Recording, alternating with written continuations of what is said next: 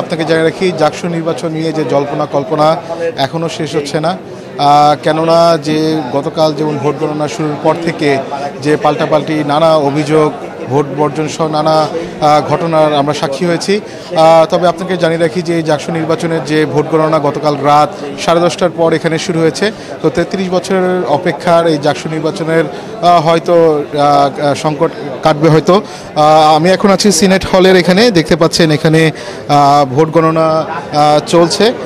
যেমনটা গতকাল যেমন এখানে যে মেশিনের মাধ্যমে যে ভোট গণনার বিষয়ে যে প্রস্তুতি ছিল, সেই প্রস্তুতির বিষয়ে অভিযোগের কারণে এখন বলা চলে হাতের মাধ্যমে এই ভোট গণনা চলছে। এখানে আপনি দেখতে পাচ্ছেন যে এখানে যে রিটার্নিং কর্মকর্তা যারা রয়েছেন এবং এখানে বিভিন্ন হলের যারা প্রতিনিধি যারা রয়েছেন, বিভিন্ন প্রার্থী তারা এখানে উপস্থিত রয়েছেন। তাদের সম্মুখে এখানে ভোটগুলো গণনা করা হচ্ছে এবং হাতের মাধ্যমে এই ভোটগুলো গণনার ফলে এক একটি ভোট বারবার গুনতে হচ্ছে। সেক্ষেত্রে দীর্ঘ সময় অতিবাহিত হয়েছে এরই মধ্যে।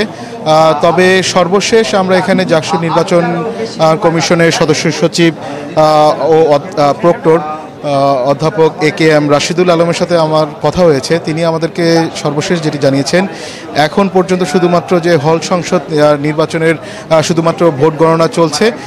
এখানে এরই মধ্যে সর্বশেষ 10টার কিছুক্ষণ আগে আমাকে তিনি জানিয়েছেন এরই মধ্যে 15টি হলের ভোট গণনা এরই মধ্যে শুরু হয়েছে, আরও 6টি হলের ভোট গণনা বাকি রয়েছে। তবে এই হল সংসদের ভোট গণনা শেষ হতে হয়তোবা দুপুর গড়াবে। সেক্ষেত্রে হয়তোবা যে কেন্দ্রীয় যে সংসদ রয়েছে জাকসুর, সেই ভোট গণনা শুরু হতে হয়তোবা জুমার নামাজের পর হয়তো সময় লাগতে পারে বা শুরু হতে পারে, এরকম একটা আমরা আভাস পেয়েছি।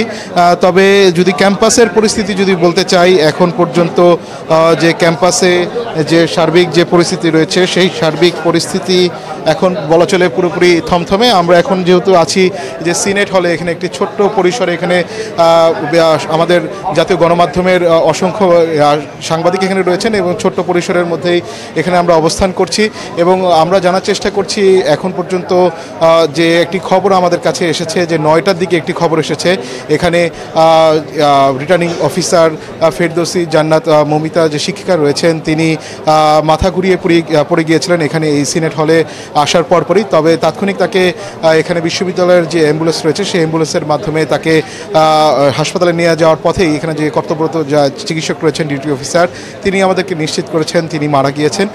বর্তমানে তিনি এনাব হাসপাতালে তিনি এখানে অবস্থান করছেন। আর পুরো ক্যাম্পাসের যদি পরিস্থিতি একটু বলতে চাই আপনাকে, যে আমরা সকাল থেকে দেখেছি নিরাপত্তা ব্যবস্থা জোরদার করা হয়েছে। কয়েক প্লাটুন বিজিবি আমরা দেখেছি সকালবেলা নতুন করে এখানে ক্যাম্পাসে প্রবেশ করতে আমরা দেখেছি এবং একই সাথে র্যাব, পুলিশ, আনসার, APBN সদস্যরা এখানে উপস্থিত রয়েছেন। যে কোনো ধরনের অনাকাঙ্ক্ষিত পরিস্থিতি মোকাবেলার জন্য সতর্ক অবস্থানে রয়েছে আইনশৃঙ্খলা বাহিনীর প্রতিটি ইউনিট। এবং এখন পর্যন্ত যেহেতু ক্যাম্পাসে ছাত্রদের তেমন কোনো এখন পর্যন্ত জমায়েত আমরা দেখতে পাচ্ছি না, বলা চলে পুরো থমথমে একটি পরিস্থিতি বিরাজ করছে পুরো জাহাঙ্গীরনগর বিশ্ববিদ্যালয়। তবে ছাত্রদলের পক্ষ থেকে যে প্যানেল ছিল তারা যেহেতু ভোট বর্জন করেছে এবং তারা রাতেও মিছিল করেছে, তারা বলেছেন যে পুনরায় এই জাকসু নির্বাচন অনুষ্ঠিত করতে হবে এবং একই সাথে যে নির্বাচন কমিশন রয়েছে সেটি পরিবর্তন করে নতুন নির্বাচন কমিশনের আন্ডারে তারা ভোট চাচ্ছেন। শুধু ছাত্রদল প্যানেল নয়, এর সাথে আরও কয়েকটি প্যানেলও এই জাকসু নির্বাচনের ভোট বর্জন করেছে। তবে সব জল্পনা কল্পনা ছাপিয়ে এখন চলছে জাকসুর ভোট গণনা। আমাদের অপেক্ষা করতে হবে, হয়তো আরও বিকাল নাগাদ অপেক্ষা করতে হবে এই জাকসুর ফলাফল সর্বশেষ আপডেট জানার জন্য। রাত্রি এই ছিল আমার কাছে জাহাঙ্গীরনগর বিশ্ববিদ্যালয় থেকে সবশেষ খবর।